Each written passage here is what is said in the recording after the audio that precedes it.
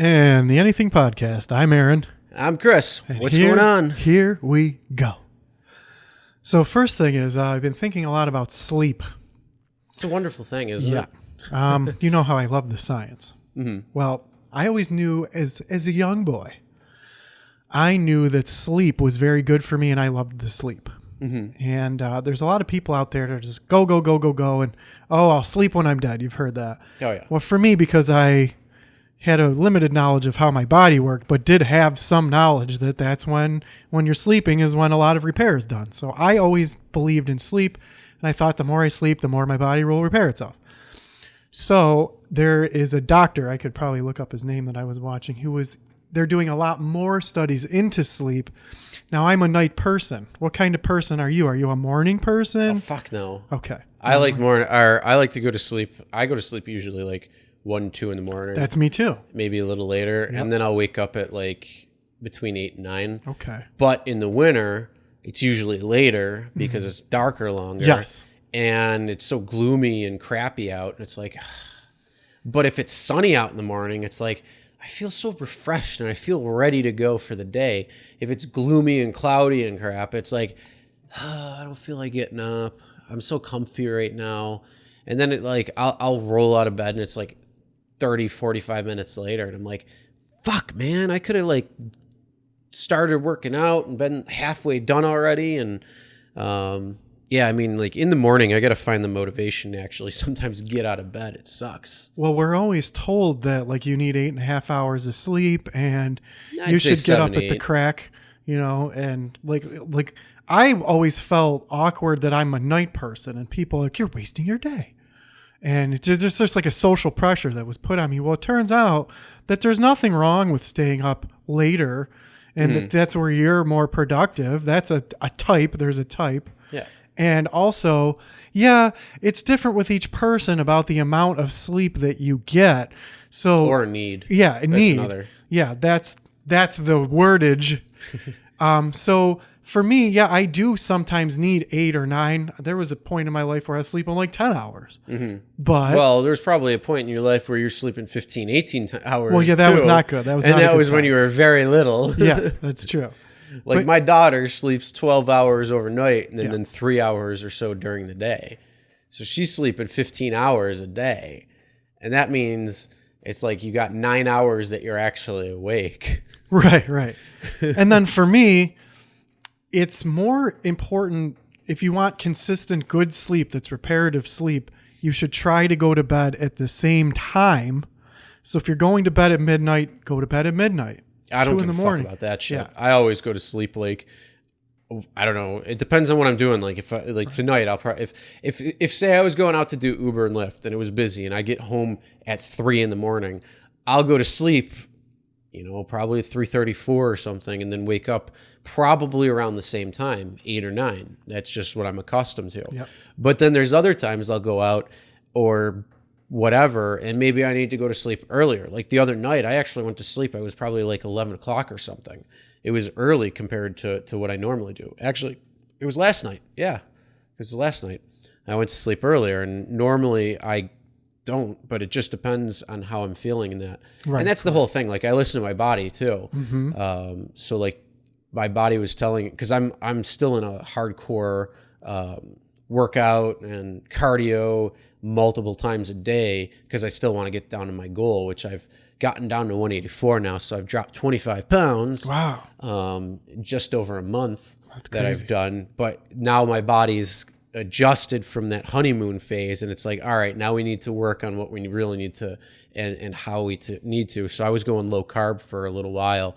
And if my body's like, dude, you need some carbs, you need some energy, I listened to it. So this weekend, I just kind of called off everything. I still did my cardio and that, but I was enjoying indulging myself. So now I'm like, a little bloated, I feel. And yeah, it's just, it really just depends what the body wants and what you give it what it needs. Right. Well, that's where I fell off so I've always thought that sleep was important, and I think I put more of an emphasis on than most people in the modern world. They're just like, go, go, go, go, go, and drink caffeine in the morning to keep you going and stuff. And the nutrition side of it also I need to work on, but I want to try to get on a schedule where I'm going to bed at a specific time each time.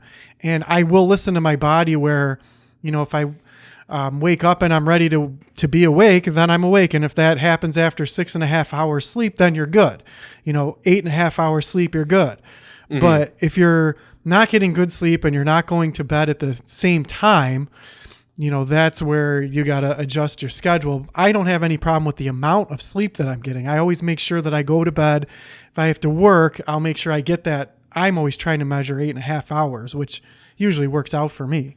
But everyone's different. But now I want to try to get on more of a schedule. But where I also fell off with this week was eating properly and exercising. I didn't do any of that either. So I'm all... Yeah, well, I mean, once you realize that you're off of it, and the moment you you got to get back onto it. And, well, I can tell, like mentally, physically. It's brain. amazing. Yep. And that's the one thing like I notice is, I'm at a point though. It's like even if I eat bad and indulge much, it's like I don't want to do that. Like I gave my body what it needed. It's happy to the point, but it's like. Then you have to deal with the extra stuff. So like the sugar, and my body's like to a point where it's like, it doesn't even want the sugar anymore. It's just like, it'll look at it and be like, I don't really want it. And if I eat it, like, or it might be like, oh yeah, I want that. And then it gets it and it's like, yeah, I don't really want that. And it's like, man, fuck you, make up your mind. Right. And for me, like I ordered hoagie for like a Philly cheesesteak hoagie for lunch. Didn't eat anything for breakfast. Ordered a sloppy Philly cheesesteak for lunch. Went home and probably ate some other garbage that I got out of convenience. And then and then I ate fast food. And that whole week, like I feel like my brain doesn't work good. Like my emotional state has been not good. So, well, the one thing too that you really should be doing if you aren't is making sure you take vitamins all the time. Well, that's what messed me up. So I'm like, okay, I have not been eating properly. So today, when I went to work, I had my candy like oatmeal bar that you shouldn't eat for breakfast. Then I ate a bunch of vitamins. Well, who knew that if you don't eat food and then you take these vitamins, they're going to mess you all up too. That's what happened to me. I got sick. I had to go home from work. So not only was I not eating properly, I was getting enough sleep, but not on a consistent schedule. Sometimes it's later, sometimes it's earlier, which I got to work on. No exercise. So you're not eating healthy. You're not getting exercise. You're working in an office.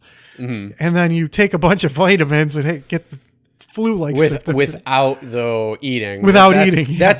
That's the main problem right there. For sure. But I mean, like, no, I mean, all right. So here's the one thing I've noticed: if you're eating healthy and then you go off of it, as long as your vitamin levels and mineral levels are where they should be, meaning you've been taking vitamins and minerals for a while and you get them at a certain point, even if you eat crappy for a little while, you're only going to kind of feel it like physically. So you should feel it more like, oh, I feel bloated, I'm tired, you feel sluggish, but it shouldn't affect your mentality in terms of like slowing down or anything like that. Because if that's the case, that means your vitamin and mineral count is probably low to begin with.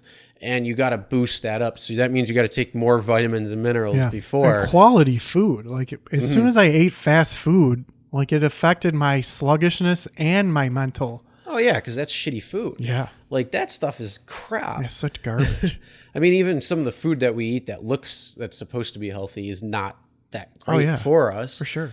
And it's just a matter of figuring out what you can and can't eat, and then what's good for you. Yep, for sure. But I don't know if I really buy into the whole you have to go to sleep at the same time around every night or wake up. It helps your circadian rhythm. Yeah, but I mean, like, I'll go. Like I said, I can vary between hour and hour and hour. It doesn't really matter. Nobody can do it. We all live busy lives. Oh yeah. You just try. I don't give a shit. As long as I pretty much wake up at the same time every day or around that like hour, I feel okay. Yep. And if I stay up much later or if I go to sleep earlier or whatever, it's more what my body needs. Right. And then, like I say, because I'm so used to waking up at that same time, I wake up and I'm kind of ready to go. It's just, it depends on what's going on environmentally, if I'm want to get out of bed or not. Because like, that's the whole thing. If it's sunny out, man, I'm up, I'm ready to go, I'm raring. I'm like, yeah, let's do this. It's cloudy. Oh man, it's hell. It's hell getting out of bed. Not good. And we live in a sad area, which is wrought with seasonal affective disorder. Oh, a lot of places are like that. Now, I bought a light that you use to shine on you that's supposed to help you for it's like, like the sunlight? Yeah. And I don't know, it's no earth-breaking effects, but what I did find, there is actually a warning that I read that it could cause insomnia. You're not supposed to use it before you go to bed because you could get insomnia. And it was actually happening to me. I'm like, wow, that's a real thing. I couldn't for some reason sleep. Yeah, I mean, it could probably have been that, but Yeah, who knows? With so much going on in life. Yeah, I mean, it I could be blame the stress. light. It Yeah. could be Well, food. it's everything. It could be. I mean, it could be a number of Yeah. different things. Well, Or you might not just be active enough, and That's you're exactly- get your body's like, all right, I have this energy that I want to burn and use, and you're not doing a goddamn thing through the day, so we're gonna keep you up at night. Well, one of the funniest things on the internet that always makes me laugh is, yeah, I saw this post where they're like, I'm going to go to bed early and get a good night's sleep. And then it says me at 2 a.m. and it's a guy singing and he's like, caw, caw, caw, caw, caw, caw. And it's supposed to be what's going on in your brain at 2 o'clock. But and now they have a new one. It's like it's a trumpet band. It's like, pom, pom, pom, pom, pom. And it's true. Like sometimes when you go to bed, even if it's 2 a.m, your brain's just like, it cannot. Mine doesn't. Your brain won't shut up. No, mine. I don't have a problem going to sleep. That's so funny. Like but that's the thing. I'm very active too now because I work out, 4 to 6 times a week. I do cardio. I do it 2 times for 30 minutes every single day, but not throughout the entire week every single day. So I probably would say I do about 10 or so times throughout the week out of 10 out of 14 times, being realistic, just with like things going on or if time, that's what it is. So, I mean, like my activity level has gone up substantially instead of just sitting there or laying there or, just standing there or whatever. It's a little more active and I want to be like that. I don't want to just sit there. I don't want to, and that's why I bought my standing desk. I want to be much more active because I can sit there for a half an hour or an hour, 45 minutes or whatever it might be. And then I want to stand. I got a nice balance board. That was a promotional item, which was awesome. So I got that too. So when I stand up, and then they also have like a bike that you can get for desk. I want to get a nice ergonomic chair. So when I'm sitting there, I'm editing, or if I'm making videos, I'm doing live streams, that's going to be my central hub. So I'm going to have, this nice workspace, this creative studio, but I also want it to be nice. I want it to be clean, easy, but I want it so it can take care of myself. So I got where I'm going to have it set up. It's got plenty of natural light. I'm going to put some plants in there. I want to get the lights that you can adjust throughout the day. So you get the focus light and the awake light when it's in the middle of the day. Then you can transition it to the soft, warm light so it can help you calm down, but still keep you going. So I really want to make the entire space something that's going to be health beneficial for me, but also where if I want to, work on the bike and, continue going and being just in movement, even if I'm just pedaling with no resistance or something, and then stand and all that, I'm excited about that. And I want it to be just this really nice creative space because there's a lot of editing and creativity that has to go on during that process. What's interesting is there's been studies about colors and like pastel colors in an environment are supposedly better for your mood. Colors that are brown, like poop, of course, the poopy color isn't going to make you feel poopy in your environment, right? I don't know if that will. It's more the gray, like the grays that are That too. very similar to like. Yep. the bare trees, which I guess you'd say more would be like a brownish, but a light grayish brown. That too, gray, but browns, but certain grays strike creativity as well too. So I think it's going to be on a single person's perspective. It's not going to be on everybody's, because to me, like I said, I don't get going if it's cloudy out, if it's snowy, if it's just crappy out. I'm just like and like that color sphere, which would probably be this narrow range, would probably be at a disadvantage to me. But there's other aspects where that's close shade or maybe color that's similar could probably be very good for me. But I think it's going to be dependent on the person, their perspective. Yeah. And, people do study this sort of thing, but I wonder if they've studied colors, and, there's color palettes that are better for your mental health than other color palettes, right? And it's not life-changing, but I don't know is that anyone's ever done a study of overall environment. Like the interior of your house, what you're talking about is you want to have a bright space when you need it, clean, some foliage that is good for mental health. Well, what about overall? But it's like the plants, it's throwing off the oxygen. Yeah. You feel, you kind of have that like nature connection at that point too, because it is a life form. Yeah. And here's one of the craziest things. So I was reading through an article, like different articles, and I came on this one article that they say that plants can actually they emit sound that's above what the human ear can hear. So just because we can't hear it doesn't mean we can't perceive it in a different way. All right. And I don't know, it's like if I have plants around me, even if it's just a couple, there's just a different feeling. And I don't know if you've ever experienced that or not. For sure. But it's just that you get this different feeling when even though it's almost artificial nature, you could say at that point, it's still something where it just, I don't know, it's this nice connection. You get that green. And again, for me, I like the summer. I like the green. So when you see those greens, it's like, this is nice. This is comfortable. This is making me feel good. You get that oxygen boost because guess what? They're taking all the carbon dioxide out of the air and they're producing the oxygen. And it's like, this feels good. And then, I like it. I like the minimalist style. So even here, it's very minimal in terms of there's not a lot of stuff just all over the place. You watch some streamers or gamers and it's like crap all over the freaking place. It's like, how do you function? Yeah.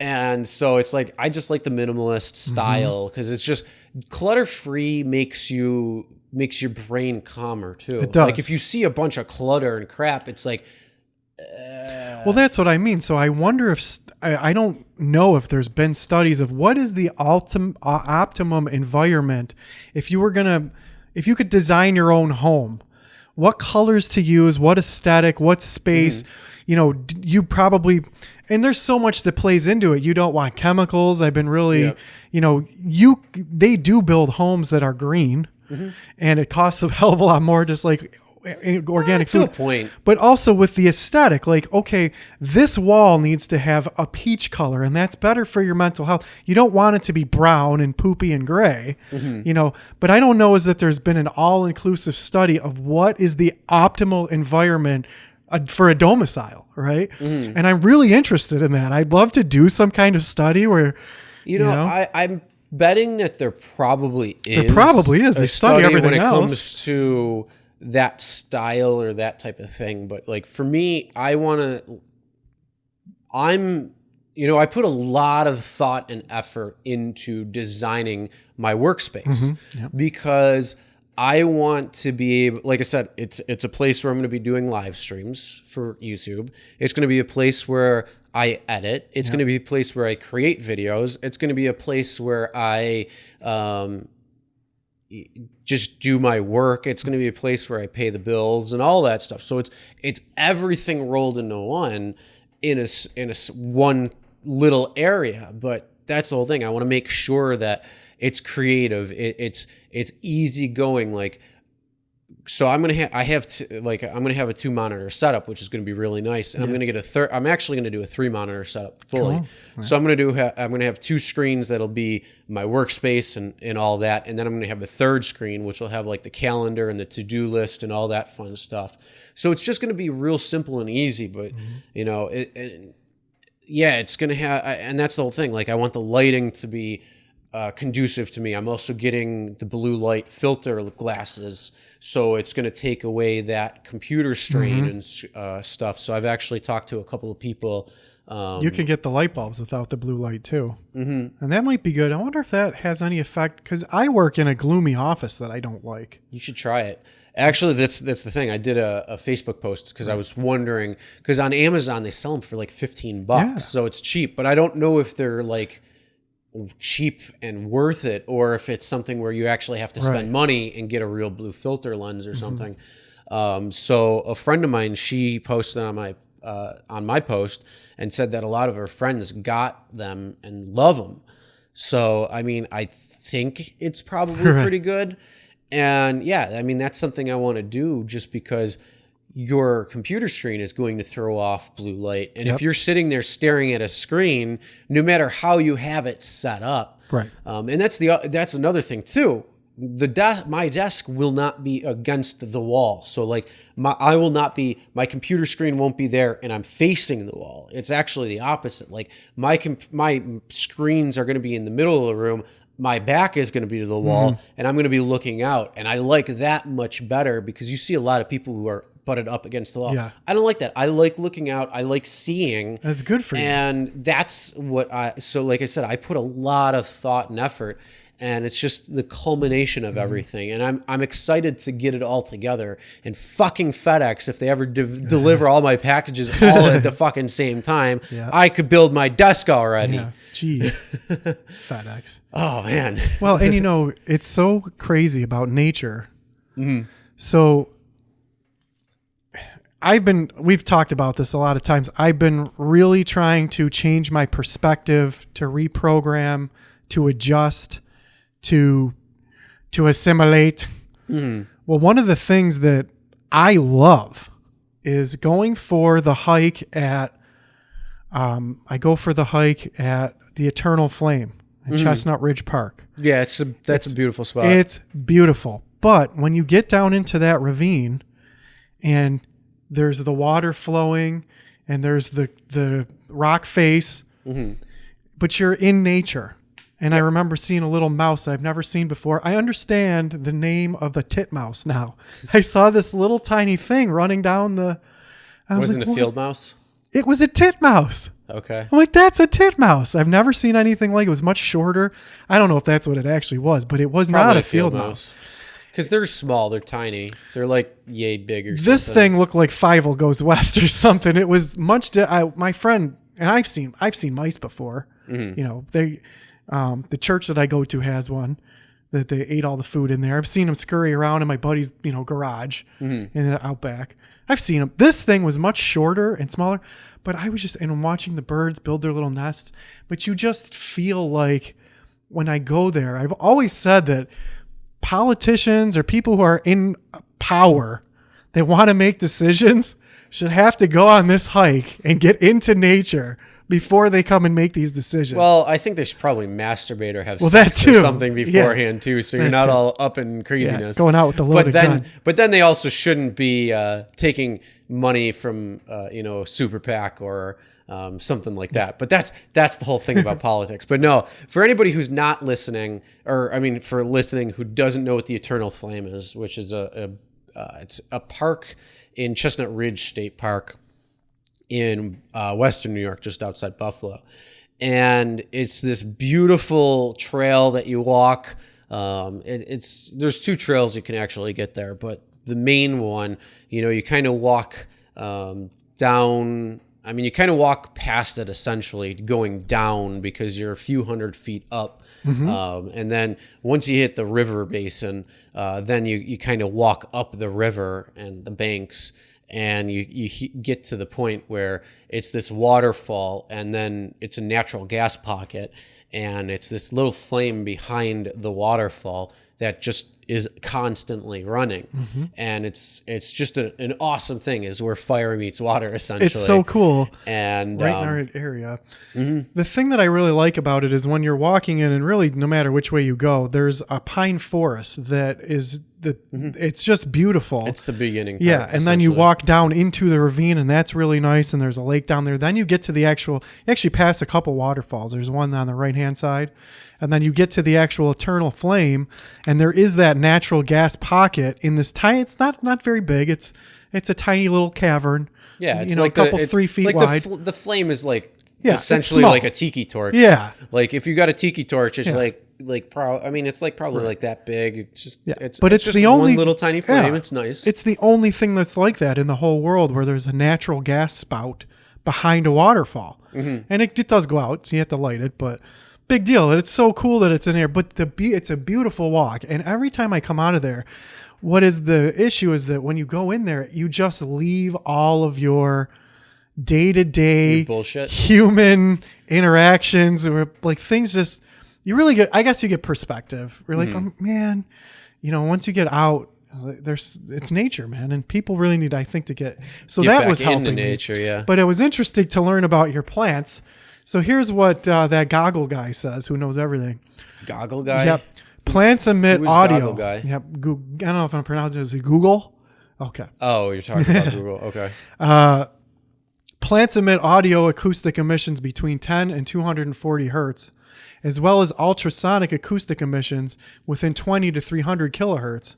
Evidence for plant mechanosensory abilities are shown when roots are subjected to unidirectional 220 hertz sound and subsequently grow in the direction of the vibration source. So apparently it says to this, like they're growing towards the sound. If it's 220 hertz, the plants will grow towards the sound. It's very interesting.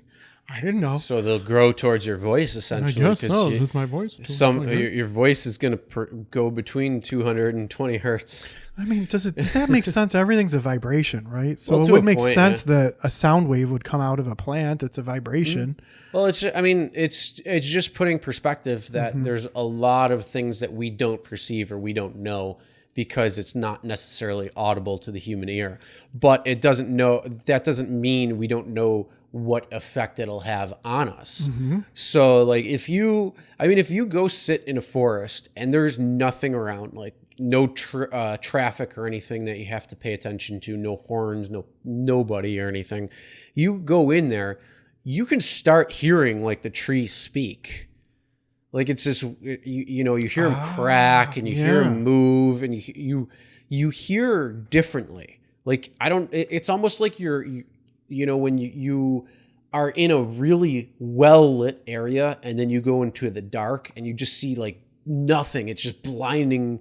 And then it takes a few minutes for your eyes to adjust. And then you can finally, even though it's dark in the room, you can still see everything there. But in this case, it's kind of like you go in and your ears are adjusting to the different sounds that are going on. So yeah, you start hearing this tree speak, I guess you could say what it is. You hear the leaves kind of move. You can hear them. You kind of hear it hustle like a certain pattern. And then, yeah, you hear the branches kind of like crack and move. And it's even if it's dead silent, you can still hear this. And normally you can't hear it unless you're just sitting there enjoying. And I mean, you could probably do that at Chestnut Ridge. Oh, for sure. But you can also, like behind my house, I have woods. Yep, me too. So I can go back there, and even though it's still close to the road and you might hear some road traffic, you could still sit there and actually hear like that, which is real nice. For sure. Oh, one of the craziest things I've ever heard in my life is when during the October storm of 2006 when the trees were falling down. Oh yeah, that was. I Crazy. thought we were under. If you didn't know that the woods that those were trees falling, you would have thought we were at war under attack. My poor younger brother flipped out. Are we under attack? Oh, and then all the freaking lights going flash, flash, because all the transformers were exploding. And then he was in the shower when the power went out, and he freaked out because can you imagine? He was a teenager at the time. He was probably 13. He was probably rubbing one out at the right the time, fuck and he was knows? like, "What the fuck happened?" Yeah, like can you imagine? You're in the shower. I really went blind while I was master. They told me I would. Oh my god, I can't see. Yeah. Oh wait, I make something out. That's exactly what happened. And I can only imagine you're 13 years old, you're in the shower, all of a sudden you hear the power goes out and you hear all this crashing noise. You think you're under attack. Oh my god, my cum shot is making it Yeah. shit. Earth shattering. And then all of a sudden you see this flashing light. You're like, oh shit, they were right. I'm gonna go blind and I did. Well, the only thing that freaked me out was that the home, when your landline doesn't work, the telephone landline, then you know there's problems because the landline, even if the power goes out, it's on its own power system. And when the landline wouldn't work, I'm like, oh shit. And then I go out and it's just a war zone out there. But all right, so for anyone listening, for the October 2006 storm that happened here in Western New York, it was a amazing storm, to be honest. It was October 12th when it started, and it was normally at that point we don't have snow. We still have leaves on the trees, even though they're starting to shift for fall. It still hasn't hit peak change yet. So it's still the trees still usually have green leaves on, and we got this amazing snowfall, which was like 1.5 feet, which doesn't happen that time of the year. But it was so heavy, and there was leaves and everything. So what happens when you have heavy snow and the leaves just they hold the snow and they hold as much as they can, and then they start falling and they hold so much that the trees the branches crack because they can't hold the pressure anymore. And so they crack and it falls, and it fell on power lines, and it looked like a tree war zone. it really was. Like everything was just falling over, all of this. It was just this amazing thing. And so people's power was out all over our area for, some were out for about a day, some were out for about 7 to 10 days because of how many lines were down all over the place. And luckily we only lost 24 hours. It was, oh, thank God. But other people were out a week, 10 days. It was amazing. And then what was really crazy was a few days later, it warmed up and all the snow melted, but the trees were just laying there. And I remember going to my buddy's house later that week, and it was a Tuesday when it happened. I went to my buddy's house. I think it was a Friday or a Saturday. And he lives in South Buffalo, and they have massive, massive trees. So we're driving, me and my buddy are driving down his street, and we had to swerve in and out because all the trees, everything was down to one lane, and it was just this path that you had to circle through. So the road essentially became this obstacle course. It was wild. For sure. So for me, my experience was it was a Thursday, and I was at work, and I remember looking out my window. Thursday. Yep. I thought it was a Tuesday. You're right. Oh. I remember looking out my window, and it was probably about 4:00, and there was very big snow. It wasn't normal little snowflakes. It was big snowflakes. I'm like, oh, look at that. So then at 5:00, I got out of work, and out of the corner of my eye, I noticed driving down one of the streets in my town that had a lot of trees, that it was like driving through a tunnel, like a tree tunnel. But it didn't click in my head that the branches were getting super heavy from the snow because they still had their leaves on it, right?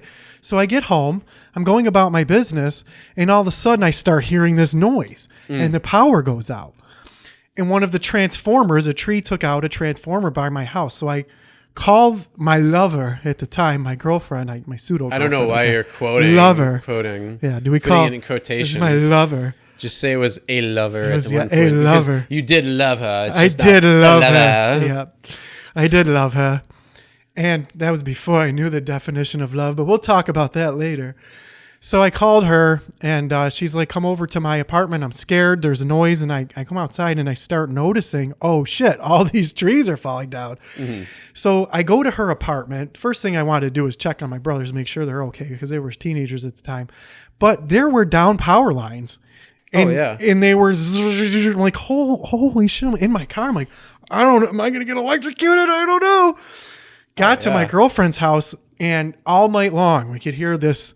So the next morning, I got to go explore. I go get my brother.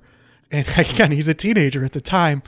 We go to the highway, and it's like a 4-lane highway, Now I know, and I thought everyone else know, that when the power is out and there's no stoplights, you treat it like a 4-way stop, and you do it like a stop sign. Oh, yeah.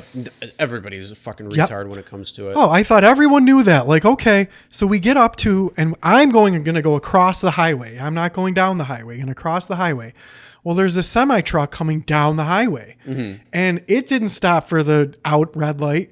But then the other car that was going to cross the highway didn't stop either. I'm like, both of these people are just going to go? Like, oh, please you tell treat me it like a 4-way. So there was a head-on collision, wham. And I've never seen, it's not like in the movies where the car just flies apart.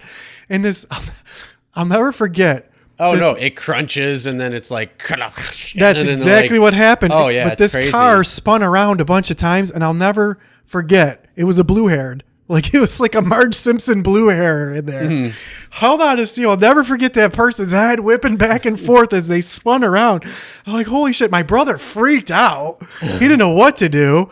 And then like, well, what can we do? We just like, oh, now, horrible idea. Now, my question to you is that the craziest accident you've ever seen? No, Or was it the one where you saw like them go up on the guardrail? That was crazy. That was pretty. I have video of that one. I'll have to find it. Well, what's the craziest accident you've ever seen? Probably the one that I've been at, the one that I was in. Oh, well, no, not that you were in. Just visually seen? That's a good question. Probably that one, or I did see someone. Yeah, the semi truck was pretty. It was pretty impactful because the car got T-boned, and I could see that person's head whipping around as they spun around. But they do build them. They build cars pretty like it. The door was dented in. That's all that happened. Was a big. They got hit by a semi. Yeah, that's probably the worst one. Yeah. Okay.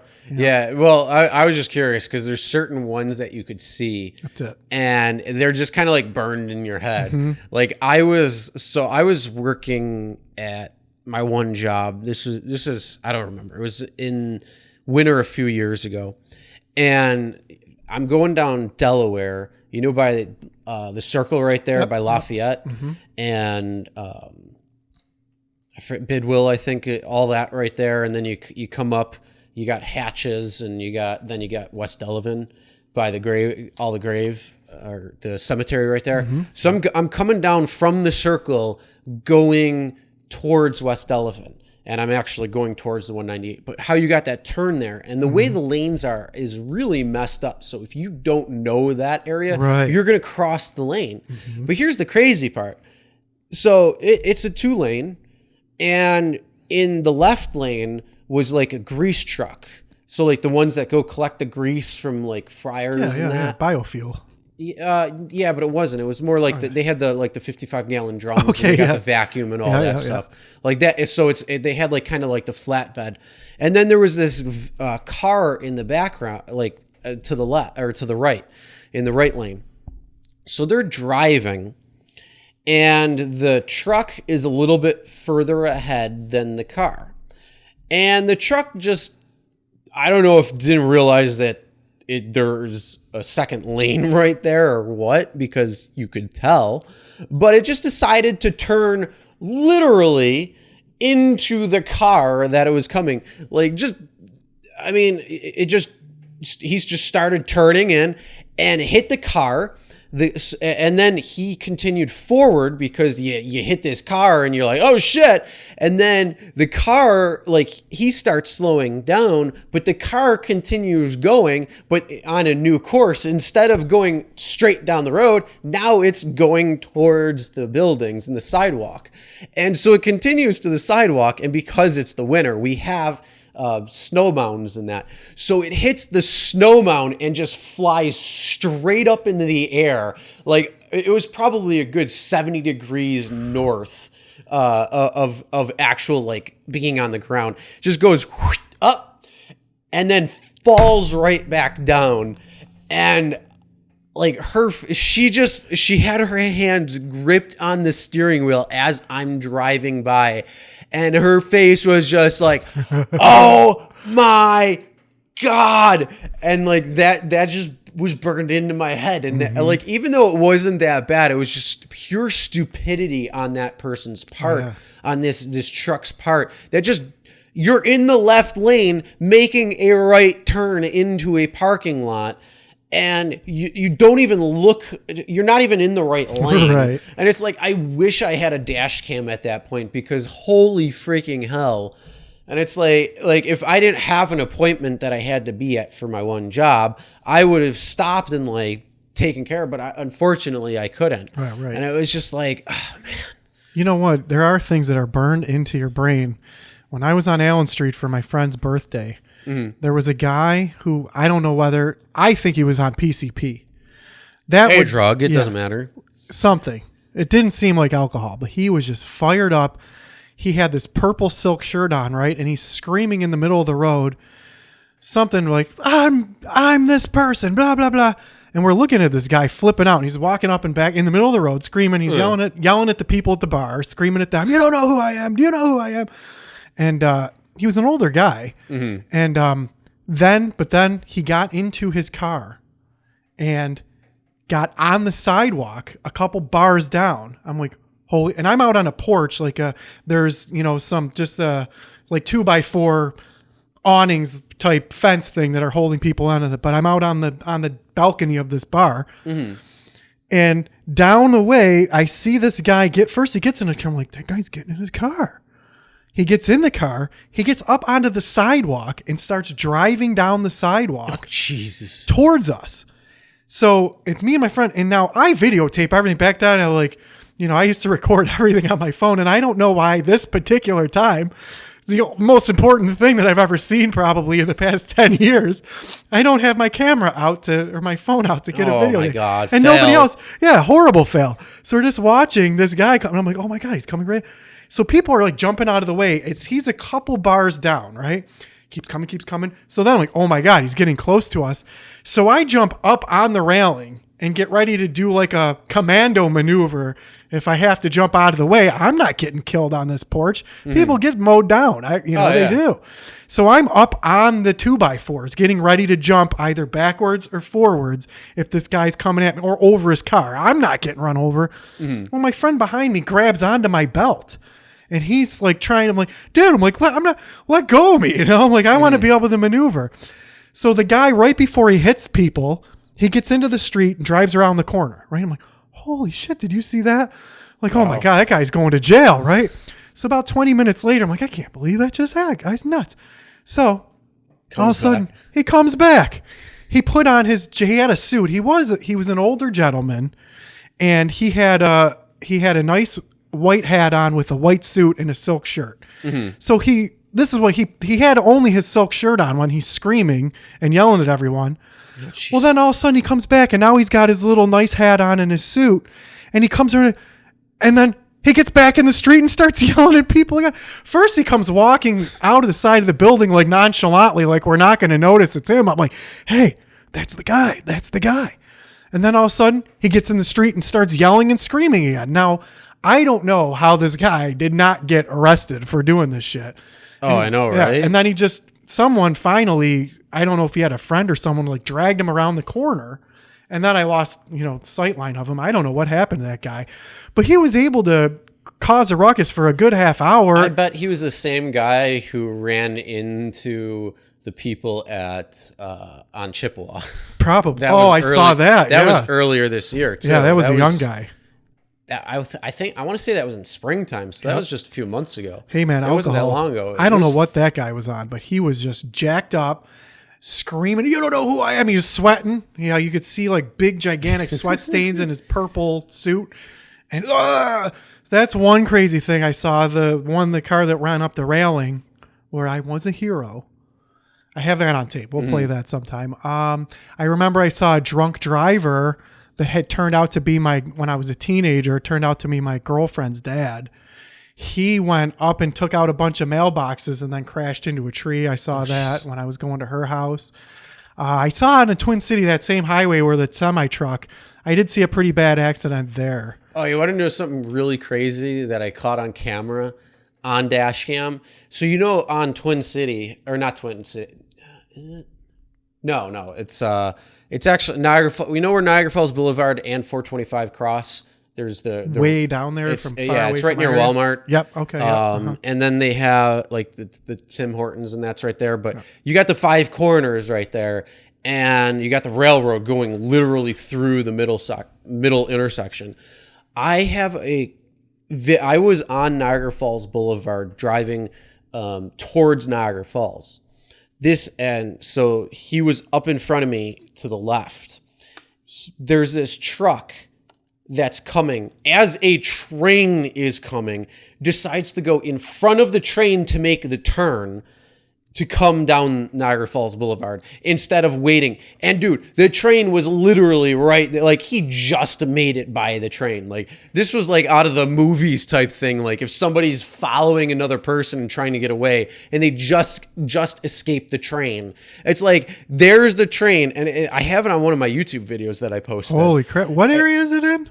It was in North Tonawanda. That's where I live. Yeah, it was right on the boulevard, right by. That's my hood, yo. Yeah, it was holy fuck. I'm like, I know exactly what you're talking about. Are you freaking kidding me? That actually like, are you that stupid? Yeah. Like at that point when somebody does that, it's like, I wish you got hit by that fucking train. Like even just tagged, just so your car's ass end would flap out. I don't want any damage to you. Like, I don't want you hurt in any way, shape, or form. I just want you to be like tapped, and your car gets like broadsided on the back end, and like the back end falls off or something. Just because you're that stupid, you deserve something that bad luck to happen to you. Now, it's funny you mentioned this because I was watching a couple videos of people who go around the barriers.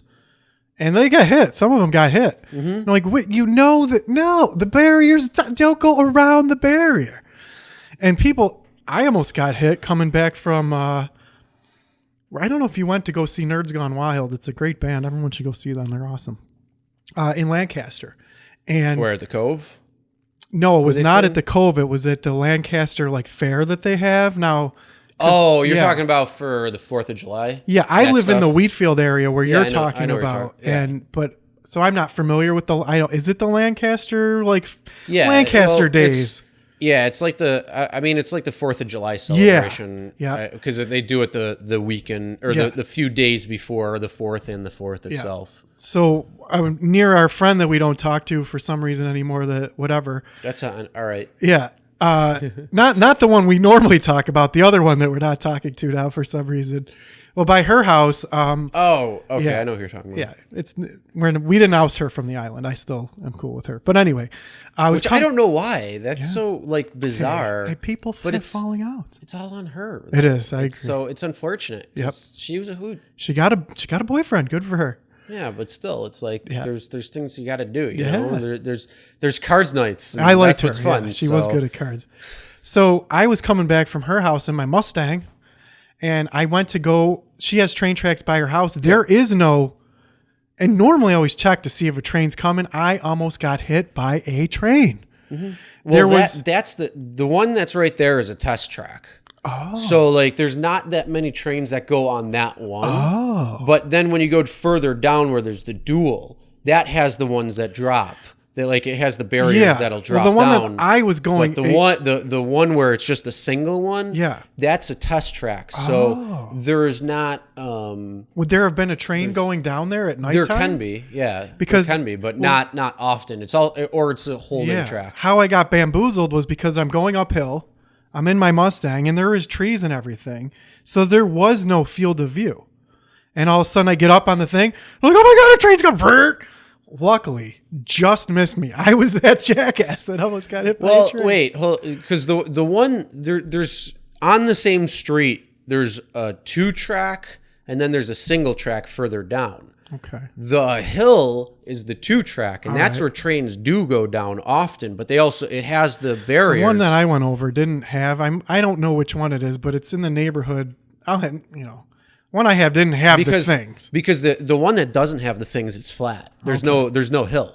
Like it's flat. So I don't know if you went down and the barriers just didn't come down, because Maybe. that does happen. Holy shit! That happens actually more Yeah. frequently than not. That's why all buses stop at red. Well, normally I do too, because in the area I live in, I grew up around train tracks. I had what was that movie back in the day, the Stand By Me movie, where they all run away from the train, they almost got hit. Mm-hmm. I've done that, like with me and my friends, like, oh, I got hit by a train. So many stupid things when I was younger, and looking back at it. I don't know. All I remember doing is taking like freaking like pennies and quarters Mm-hmm. and shit, and laying them on the tracks, waiting for the train to come, and then you'd be like, "Ding! Oh shit, that fucking hurt," or something. Because those things, I mean, when they fly off, dude, they can fucking take off. Oh yeah, that makes sense. But Yeah. they're like, if you do a penny, like, I mean, that like a penny is just the normal size, but they'll pancake right out. It's Yeah, for crazy. sure. It's so like just the force behind it is just amazing. Yep, for sure. Trains are no joke though. They're Like not a joke. it's like, oh, I was where was I? I was driving over train tracks the other day. It was like right after we had that snowstorm. So we got like 8 inches or something on the ground, or at least we did but I'm driving over and I'm looking at them like, what? It's amazing because snow will stop so many vehicles from driving if either clearance, they can't handle the snow or whatever. But I'm like, it don't matter how much the snow is down there. It will not stop a train. A train will just barrel on. It'll just push the snow out. There's nothing stopping. Like no amount of snow will stop a train whatsoever. Well, that's the craziest thing about it. It's not a very thick rail, right? Yeah, it's only 3 inches, Yeah.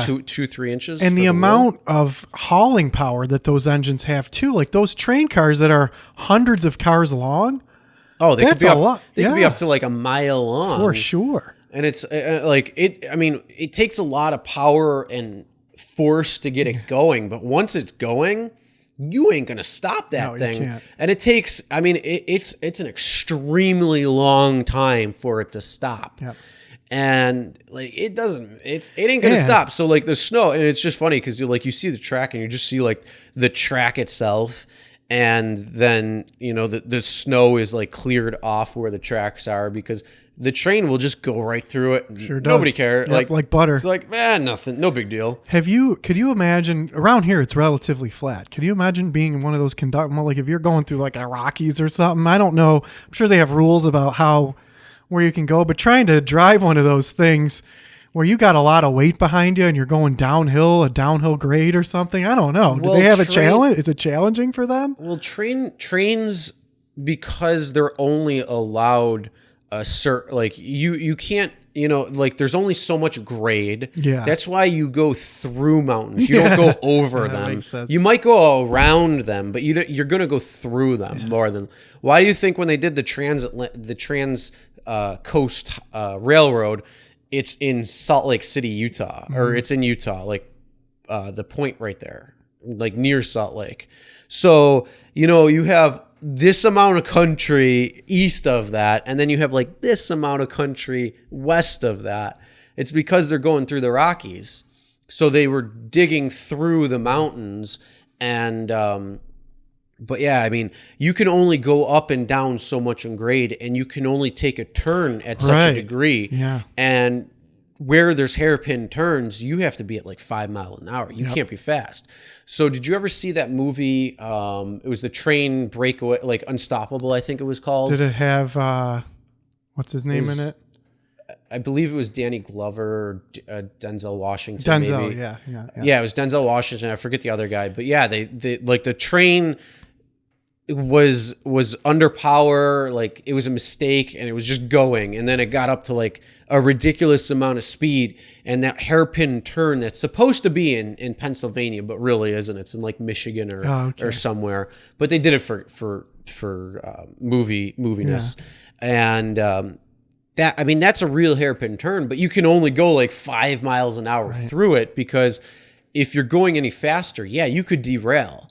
So it's like, it's no joke when those things, because that's a hard banked turn, and it's not like you can take it at 180 miles an hour like Daytona 500, and it's banked at 22.6 degrees or something off the ground, at the elevation. So it's, they're not banked in any way, because otherwise the train will fall in on itself. So it stays flat, and you got to go slow, because otherwise the train will fall off the tracks. Oh yeah, I was watching Sturgill Simpson on Joe Rogan, and he's a singer, but his job before he became his Sturgill Simpson band was at the train depot.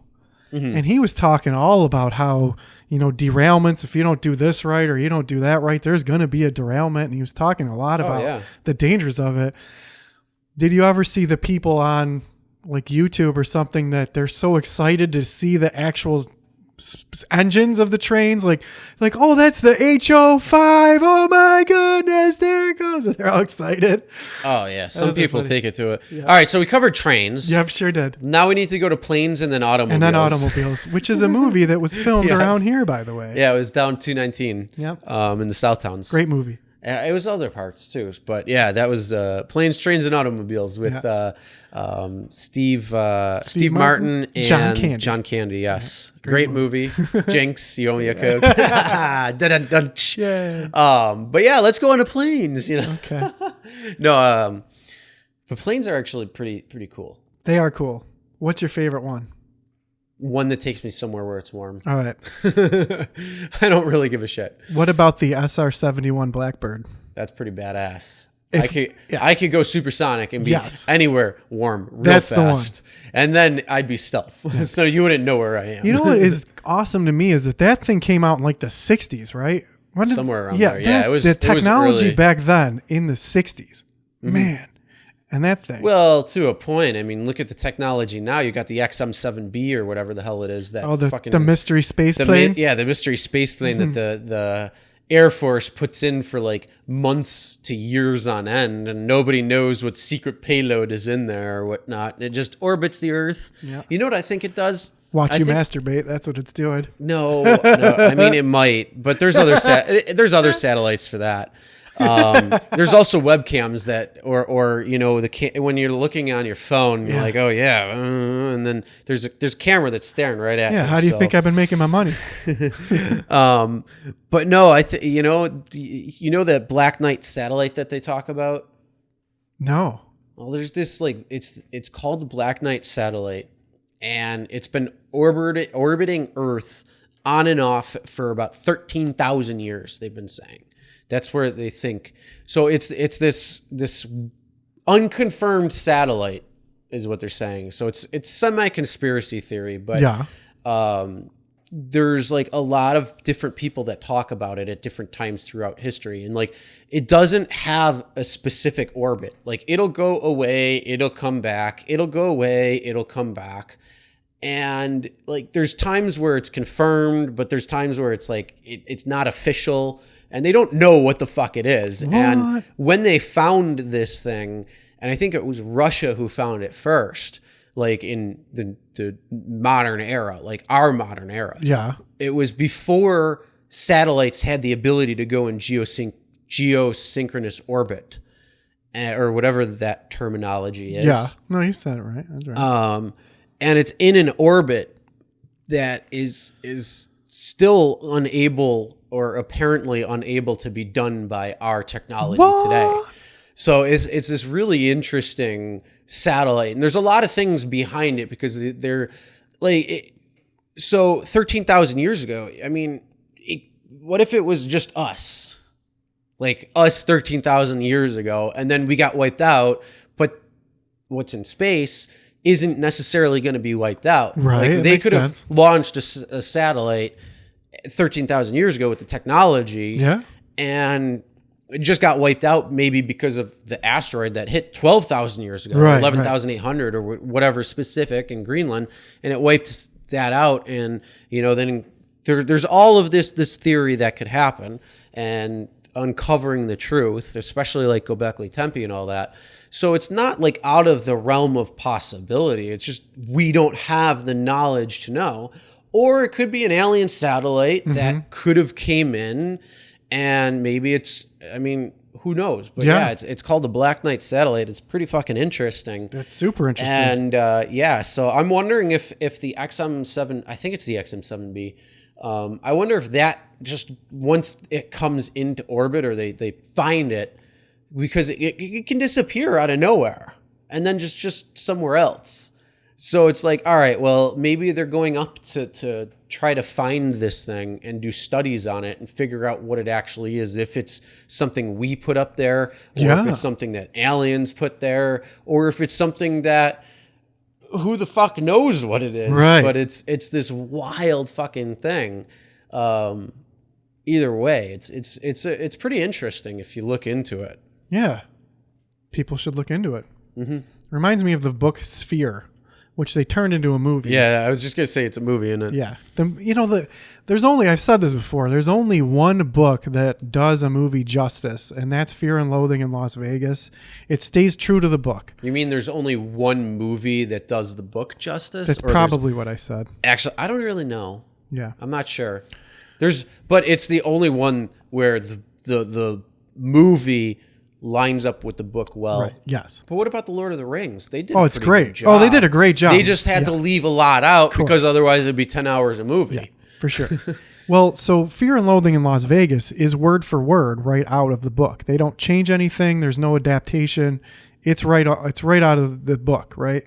The Green Mile or things like that. People have done great jobs making the movie. Lord of the Rings is a great example. And a great movie, but it's not 100% accurate to the book, whereas Fear and Loathing is word for word the book. Well, I read the book Sphere. I read the movie Sphere. And I read the movie. Yeah, so the premise there is that they find this spaceship in the ocean, and they're putting together a team of scientists to go check this thing out. There's all sorts of military. They get down there, and they get into the spaceship, and then strange shit starts happening, right? So it turns out that, spoiler alert for anyone who hasn't read or seen Sphere, which is like 20 years old. Yeah, it's a long time. For the movie itself already, if not longer. So it turns out that the spaceship that they find in the ocean is American made. It has United States flags on it. What's very interesting to me, which I really liked about the book because I was a science dork, was in the movie, before you find out that the spaceship is man-made, the seats, when you sit in the seats, it covers you with this kind of liquid that is water. Water can't be compressed. So if you're traveling through space, water doesn't compress. So they cover you in this thing so you can theoretically fly this thing through a black hole. And that's how they go back. It turns out to be a time-traveling, man-made thing that flies through a black hole and goes back in time. Somehow they can calculate flying through a black hole, but they end up at the bottom of the ocean somehow. Well, because you know what black holes are, right? They turn you into holograms. They do who knows? Crazy-ass shit. Yeah. So... finish up, and then I got to tell you something crazy. The thing that's crazy about it is there's these spheres that they find inside this spaceship that nobody knows where they came from. And in the movie, I don't want to spoil it from anyone, but in the movie... Just say it, because at this point... Well, what was happening in the movie is there'd be these giant shrimp and all this stuff was happening. And they're like, oh, you look really handsome. So people, whoever went into the sphere thing, they got powers to be able to manifest anything that they could think of, but they didn't know it. So people are manifesting all this shit, right? The multiverse. Yeah. Well, in the end of the movie, everyone votes to give up their powers. They never say, nobody knows where these spheres came from. They think that they picked them up in outer space. Well, at the end of the movie, or at the end of the book, they vote to give their powers up. This is just way too strong. Well, one of the women doesn't give up her powers. And you can tell by they're like, oh, you look so pretty and you're so attractive. Everyone loves her. So everyone votes to give their powers away except for her. And in the movie, it doesn't end like that. It's just stupid. I'm like, this is so dumb. The book was way better. Well, most are. Yeah, but it's a really awesome premise. Like there's time travel. It turns out to be a man-made thing that we thought was an alien spaceship in the ocean, and then there was some kind of weird alien thing on board. Where did that come from? It was really good. They could have done a lot better with the movie. So, did you hear? Oh, okay, how old is the universe? 13.8 billion alleged years. They're changing that number. Oh yeah, they change it all the time.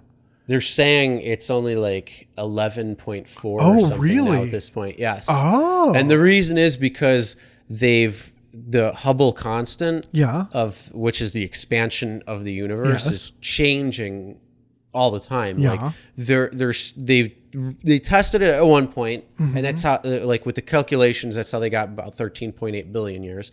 Then they redid it and they got like 12.4 or whatever, like in the 12 billions.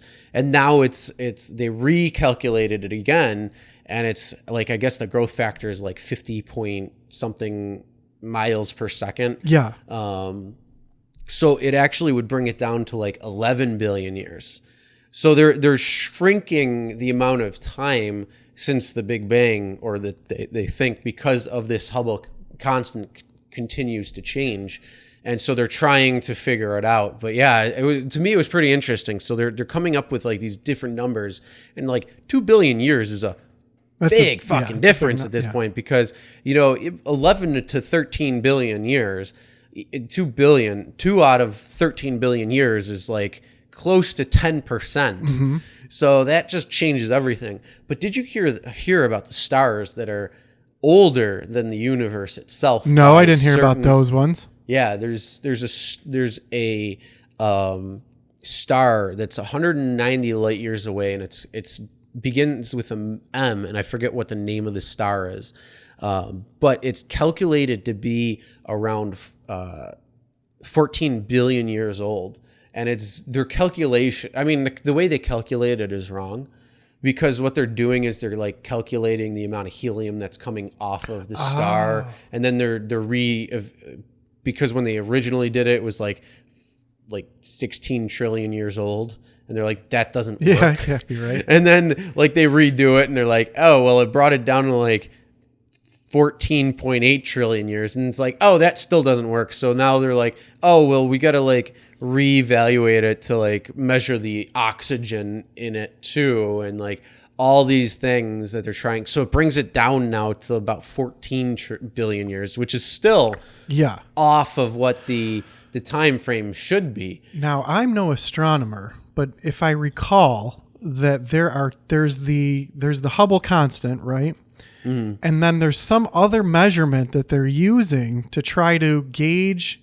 They thought the universe was just a constant. Then they find this other You mean calculation. constant growth? Well, no, that everything was where it was, and that there was no expansion, or they thought that the universe might be shrinking first. This will be, in the early. Yeah. So then with the Hubble constant and some other calculation, again, I'm not an astronomer and it's been a while. The Planck. The Planck, It's is it the Planck something. length? Yeah, Or Planck it's constant? No, Yeah, it's something to do with Planck, but That's I'm not what I sure thought. exactly. I forget the exact. I term. didn't want to be wrong. That's why I didn't say it. That's Yeah. what I thought. So, but the two measurements don't coincide with each other. The math is wrong on both of them, right? So one of them Something. says this, and one of them, again, not an astronomer. But you want to know something that's really crazy? So they say certain areas, space can move faster than other areas. It's not it doesn't have to necessarily be constant. Yeah. And they're saying it could be because of like dark energy or dark Yeah. matter in that, because they don't understand how it works. Mm-hmm. So they're saying like pockets of space can grow faster than other pockets of space. And then they're saying, well, if space and time are like a fabric and like woven together, that means time itself can be at a different dilation Yeah. than the around itself. So like not almost, I mean, it could be kind of like lensing, Yeah. where like time around a black hole is different than here or somebody in space. So time does, but they're talking about like time itself in space Right. could vary in different areas. Well, so I'm it's, glad you it's brought that actually up. pretty unique. I'm glad you brought that up, because one thing that never made sense to me, and I was talking to my friend about this about 10 years ago, maybe 5 years ago, but it's been on my mind. Whenever That's a big difference. Yeah. Whenever we're doing calculations when they're measuring things, they always call it space time. And they're like, well, this is this far away in space time, and space time's a fabric. And if you've ever seen those diagrams of like the gravitational pull of something, they always show like a planet, and then they show those lines, and like it's a space time, it like goes down, and we want to try to rip it like it's something. Yeah. Well, to me, that never made sense. Like it doesn't seem like space time is a thing. And also with all the equations that they're using, they're like, well, we don't know what gravity is. We know what it is, but we don't know how it works, and we can't reconcile it with this and that. And we can't prove its existence. Yeah. And I'm a complete layman, right? But to me, it just never made sense. So come to find out now, they're like, okay, well, if we stop, if we just measure space, like the space between things, and then we measure the distance in a different calculation, our calculations work better. As soon as they stopped measuring them as the same thing, as a distance and a time frame, all of a sudden their calculations work. Because in my head, all that time is a way for humans to measure energy in a point in space from one, I guess you would say, time to another. Well, I wouldn't say a point in space. I would say in an interval. Yeah, that's a better word. Yeah. Like 1 second is 1 second, which you have 1,000 milliseconds, and you have a minute is 60 seconds.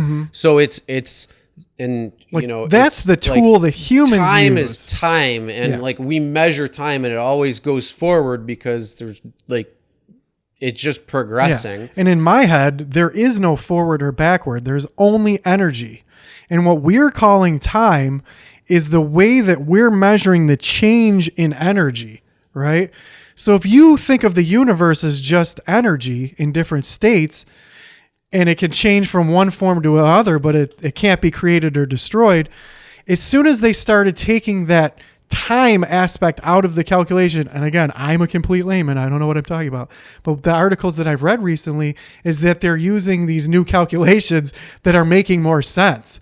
And I'm glad, because in my head, the universe is energy, and that's all that it is. All right, so I'm going to say something here where so our knowledge is so limited. So very small. Like literally the amount that we know, or I should say the amount we think we know, is like a grain of sand to the entire planet of Earth. For sure. And when we formulate theories or concepts or ideas or calculations, it's all based on what we think we know. It's not based on anything else. So that's why over the last, couple of decades, you've seen these wild theories come out, like string theory or quantum mechanics and quantum field theory. And you have all of these different things. And it's like, well, each of these things, you can find certain aspects of it, but they don't really tell the story of everything. Like it just doesn't work. Right. And then you have general relativity, which is like probably I think that's the oldest and most known, but it's like we're forming calculations based on the mathematics and the formulas that we think we know. Right. But yet again, we could be going down a path that looks all great, and essentially we're in like a maze, and we're going down a path that looks like we're going in the right direction, but in fact, all of a sudden we could hit this wall, and then we have to backtrack and be like, oh wait, all of this that we just did is absolutely wrong, and we just wasted our entire life trying to figure this out because guess what? It's wrong. For sure. So then they're like, all right, well, we got to go and figure out this way and go there. And it's like, so like all of these theories, all of these things, we don't know, and we can't say that we know them, or we can't say, like, even if it's the consensus, you can't be like, well, that's not true, or like even a wild theory that comes, like the simulation theory or the multiverse theory, or what's now the new one that came out is like that we're orbiting the sun, which could be technically an electron, and like if you zoom out, you would see that our Earth is just this tiny little particle in a quantum realm world or universe that, if you expand out, creates another world that would be similar to this. Yeah. And then you can continue doing it where it would be almost infinite. So it's like this infinite sizing. I don't know the actual name of it, but it's absolutely wild. So like this plank of wood that makes up this desk, if you zoom in far enough, you could hit another Earth, Right. where or Earth-like thing, and there could be life living on it that would be like completely unaware that we even exist. Yeah. Because the amount of space between atoms is so great. Mm-hmm.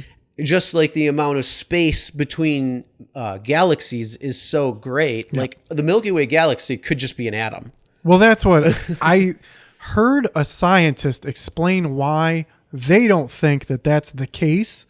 And it had to do with quantum mechanics, but we don't know enough about quantum. And I've thought that since I was a kid. Like when you learn the standard model in science of what they teach you what an atom is, you always see the nucleus with the proton and a neutron, and then an electron orbiting around it. And then you look up at the moon and you're like, well, that could be an electron. Or then when you learn, okay, the sun, well, maybe the Earth is the electron. Yeah. Well, then, or the Milky Way is the electron. That could be the and electron. Like the Andromeda galaxy, Yeah. is the next electron. Yeah, exactly. And and that's the whole thing. Like have you seen the picture of the universe? it's crazy. It looks like a tree, and then you zoom in, and it's like you look at the way the brain.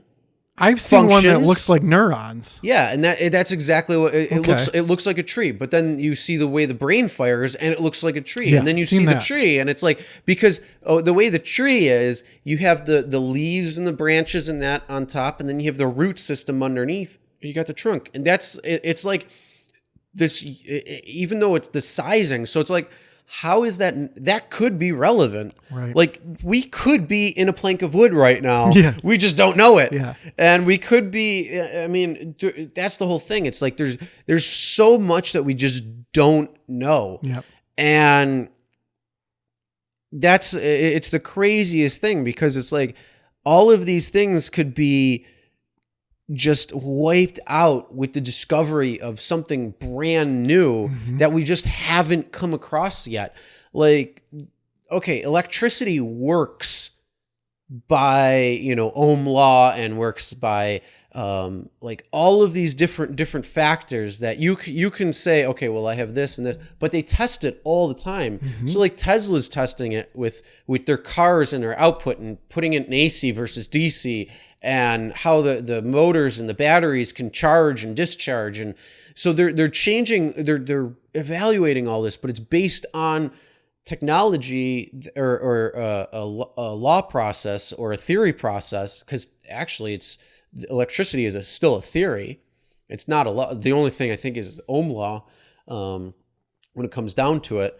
But it's like there's all of these different factors, and it's like, well, we can continue down the path, but what if all of a sudden we realized that this path we went down was completely wrong? Right. And then we step back all the way, and we're like, wait, we followed these paths and followed this thing, and it worked so far, and it's like, what happened? And then all of a sudden, it's like we got to go back and we got to reevaluate everything. And then we're like, okay, well, we go down this route, and this could be the right route, or it could be the same exact thing. And then all of a sudden we found how we can like really make electricity work. So then all of a sudden our power output can drop while we're still using more electricity output, you could Right. say, but because it's done differently. So what we need goes from, let's say, 10 megawatts down to like 3 watts.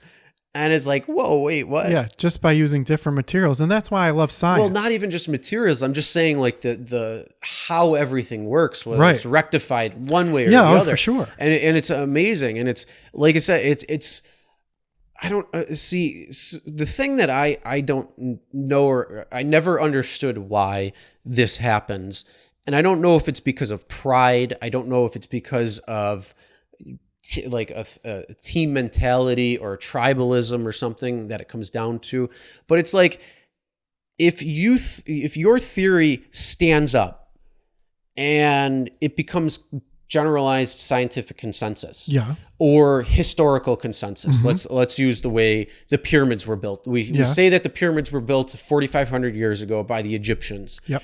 And the Sphinx must have been around the same time. But if a new theory pops in that says, no, the Sphinx must be much older, and it looks like it was eroded by water, and the last time there was water in the desert there was about 13,000 years ago, or whatever it was. So let's say the Sphinx is actually 13,000 years. Well, no, that's not right. And like, why are we so hard pressed at saying, well, let's look at all of the evidence, Right. and yeah, okay, well, let's explain that. And then, if there's more evidence that you're choosing to ignore, like, let's look under the cavern Right. where the paw is, Yeah. see what's in there and what secret. Oh no, you can't do that. Well, Like- a lot of things bother me. I don't mean to interrupt you, but you're right. I don't know whether it's pride or ego, and it happens in a lot of things. For example, I read a lot of cases where a person wants a DNA test that might exonerate them. I didn't do this in this crime, and test the DNA. Or even for like having a kid. Yeah, and the judge will not allow a new test to be, even though we have better technology now. That happens in crime. We're like, we're not testing this DNA. Like, why wouldn't you? This person is saying they're innocent. They're in jail. He convicted them 10, 20 years ago. You never tested this evidence that they're saying to test. Why would, and you don't know why. And it's the same thing with what you're talking about. And I think it happens in every subject. Now, a lot of scientists, they're happy to have their theories misproven because science, they want science to progress. And they're happy. But science is one of the main... Prove me wrong. Science is one of the main... Well, it happens everywhere. I think it's just human nature. And that's the whole thing, though. It's like, well, is it ego that's playing into effect? Right. Is it this tribalism mentality? For sure. Is it that like you have these people who humans don't want to be wrong. Yeah, but here's the thing: you have the people who are like string theory enthusiasts, and they're like, "This is right," and then you have like the flat earthers, "This is right," and everybody else is wrong. And then you have like, and it's like, I mean, even though they're not connected, it's still, it's based on science and all this stuff. And you could be like, oh no, it's the flat earth because whatever, it's flat because when I look out, I see flat. But if I go on the mountain, I can see curve. Tell me the difference. But it's like, well, in real terms, because it's flat earth, obviously, but in real terms, like, yeah, you could have string theory. Yeah, you could have quantum mechanics. You could have general relativity. I mean, but what if something new comes in that says, hell no, all this was wrong? Well, it definitely will. But everybody else is like, no, string theory is right. No, general relativity is right. No, quantum mechanics is right. And it's like, I don't know if it's based on, like I said, ego, or if it's based on tribalism, or if it's based on you want to be part of the winning team. And it's like, I mean, I understand that, yes, we have to come to an agreement and figure it out. But if there's better evidence that supports that this is not right, like at all, why do we hold on to it and say, no, this is right? And the biggest thing is, like I said, with history, especially when it comes to, because in history, we really don't know because there's not a lot of records that go back so much time. And whether it got wiped out due to a flood, fire, to a glacier, to subduction of a plate, I mean, evidence will just disappear. So who knows? Maybe the Black Knight satellite is the first thing that made it out there that says, oh, there might have been life 13,000 Maybe. years ago. Well, here's what I think. When you talk about people not wanting to be wrong, I remember that I realized I was probably an adult when I realized that my life is finite, that someday I'm going to die, right? Not like I'm going to die, but when you have your own awareness that I'm not going to live forever, I'm going to die. You're not a kid anymore. I hope that's not happening to you when you're a kid. But I remember being a teenager, and I think that I realized that adulthood is when you really grasp this doesn't last forever. I think I'm going to die someday. Well, also there's a maturity factor in human existence of admitting that you're wrong and being able to see that you're wrong. Some humans, a lot of humans probably, go their whole lives when an idea that they may have had or presented or worked on turns out to be wrong. They deflect and deny and don't accept ownership. And I think it's a maturity factor. And you're right. It does have to do with ego.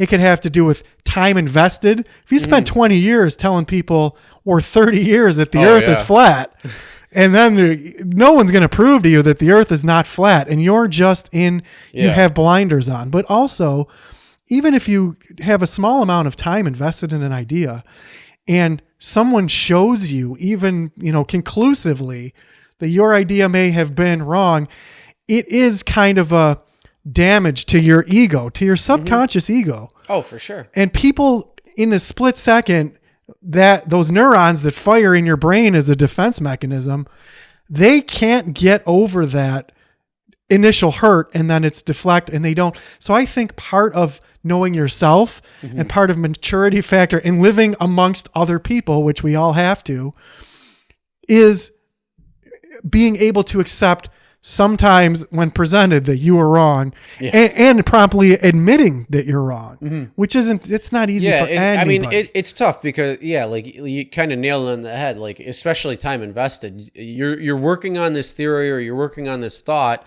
and it took up this giant chunk of your life, and you're like, I think this is right. I just need that calculation to work out, or I just need this to prove it. And it never comes. And then all of a sudden something else comes and completely dismantles all of it. It's literally a smack in the face. And it's a pride and ego thing where people aren't, I don't know if it's, I think it might be like a humbling experience, but people don't want to be proven wrong like that and say, well, my life's work is wasted, and now what do I do? Because I've just been proven completely wrong. And that's a huge, huge blow to an individual.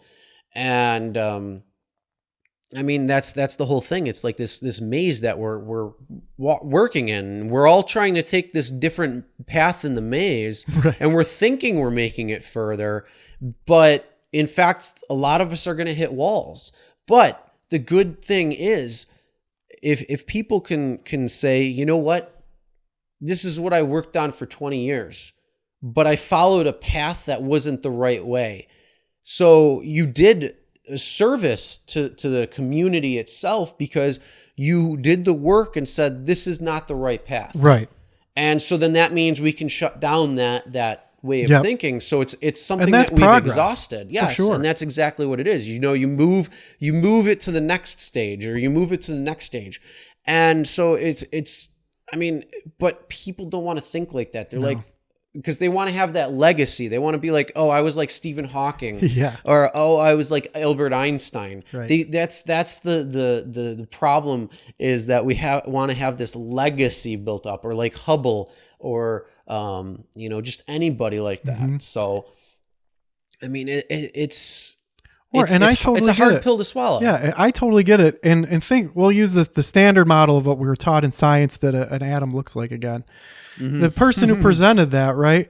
So you spent your whole life, drawing these pictures, doing experiments, and that's what it looked like. Well, then we discover through quantum mechanics, the best theory is that those little circles, they're not there, right? There's only a probability that they're there. And what it really is, the best leading theory now is that it's a wave function where it's everywhere until observed, until something else interacts with it, right? And even me as a layman, the most advanced physicists in the world have a hard time wrapping their head around how quantum mechanics works. Nobody understands it, but even me as a layman, like I kind of get the wave function idea that what we think that little ball of an electron is, it's not a ball. There's only a probability, and we can never predict with exact measurements where that electron might be.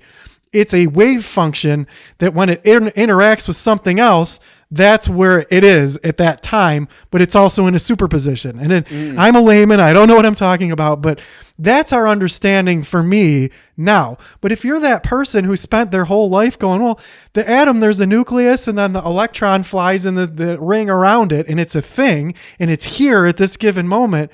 And then you're proving, well, no, quantum mechanics shows that there's a probability it might be here, but it might be over here. We don't know. You're like, oh, and I get it. You don't want to be that person, but that's progress. At least you exactly. And guided them in the right direction. The whole thing. And it's like, that's what I think people need to realize or whatnot, because it's like, you could go down one path. And that's the whole other thing too. It's like, we know, like I said earlier, we know we think we know as much as a grain of sand compared to the planet Earth in terms of full knowledge.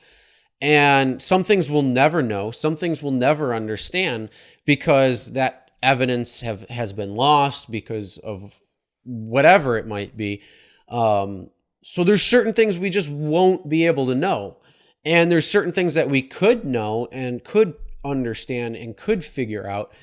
But there's a politic behind it as well, too, that has to govern everything.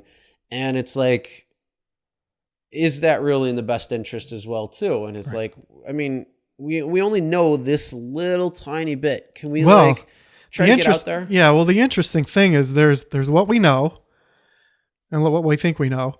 Then there's what we think we don't know. But then there's everything that we really don't know. We don't even know what we don't know. Exactly. It's so crazy to think about. But, and how can we unite everyone to be explorers and to look into all this stuff? Like, it was crazy to me, graphene.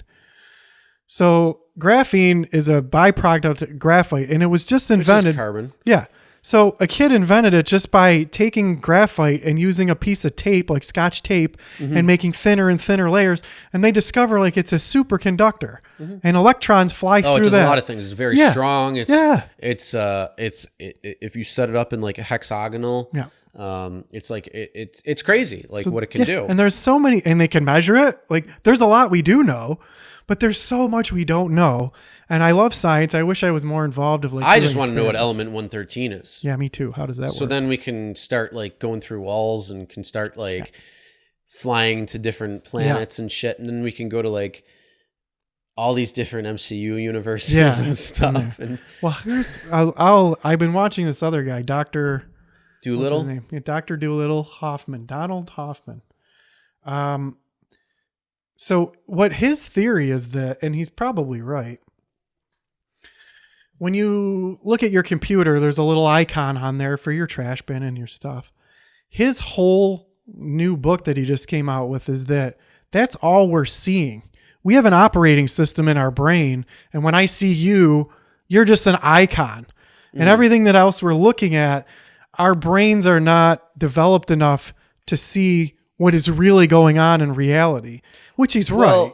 To a point. I mean, our eyesight is only allowed this much on the spectrum, which is the visible light spectrum. Yeah. So we see colors, but we don't actually see the real colors because what we see is what color is absorbed versus reflected. I saw an interesting thing but we don't see we don't see the gas in the air. So we don't see the oxygen, the nitrogen, how it moves, like airflow moves. We don't see infrared like certain animals do. We don't see X-rays, gamma radiation. We don't see the whole visible spectrum of light. And when you either make filters through, looking through a flare or FLIR or whatever the hell it's called, to see like IR, or if you look through X-ray telescope or something and you see what it is, and then it's like, whoa, There's a whole different world. Like, wow. Yeah. Like, I mean, we look out into the cosmos at night, and if you're in a remote area where there's no light pollution or very little, you could see the Milky Way disk essentially, and you can see some clouds and all that, like the massive hydrogen gas clouds, and you could see all this stuff. But then you could take the same sky under a different filter, and now you see these jet plumes because Sagittarius A is actually spitting shit out, and it's like, holy crap, now the entire night sky has completely changed, but we don't see that. And then it's this, like I said, it's the same thing. Like, we just don't, like, what we perceive around us is empty space, but there's really a massive amount of atoms, Right. like oxygen, nitrogen, carbon dioxide, carbon monoxide, all of these gaseous atoms that we just don't see. And we don't see how it interacts and moves and flows and changes and all this stuff. And it's like, so what do we really see around us? And what do we really know? What do we really perceive? And it's the same thing with audio. It's the same thing with visual. Right. Like, audio is the other thing. Like we were talking about with plants. Plants emit a sound that's either so low or so high that the human ear cannot hear. Same thing with many animals out there. They can either hear or not hear, or vocalize certain things that the human ear is not made to do. So it's like, the question is, when we evolve, are we evolved to listen and learn on these different levels? So like cell phones, you know, because I get specific data sent to me, or my phone number, if somebody texts me and not you, like you don't receive my texts because it's a certain data set. Does that mean like the human species operates at this data set while other animals operate at this data set or data set and operate within it? So then like there's not an overwhelming data. Like, oh my God, if we heard plants and we heard other animals and we heard this and we heard that and we heard everything in between, would it just succumb us? If we heard Wi-Fi signal, if we heard, you know, all of this crazy shit, would it just overcome us and we'd be like completely blockaded to it? Or is it something that we evolve, like bats hear supersonic sound, or plants can pick up on this, or whales can pick up on this sound frame? And we all evolved at this different level. So we all have our own frequencies where we're able to live, operate, and it doesn't overwhelm everything. Well, that's what's weird to me. So, well, first thing with the visual, with the light spectrum, I saw something a long time ago on a science show, and I'm probably remembering it wrong because of false memory. But if the spectrum of light was a film, was like movie film, right? The part that we see is only this big. Very small for those Very who can't small. see. Yeah. I'm making about a millimeter of a between my two fingers, so small. But that film would stretch from like Washington to California or something of the actual spectrum of light. I'm like, that's crazy. We only see a tiny part. And that's just the spectrum of light. Yeah. Then, what other spectrums are out there that we don't really know of? Well, then the part that we see with our eyeballs that is high definition that we're looking around is only about the size of our thumb.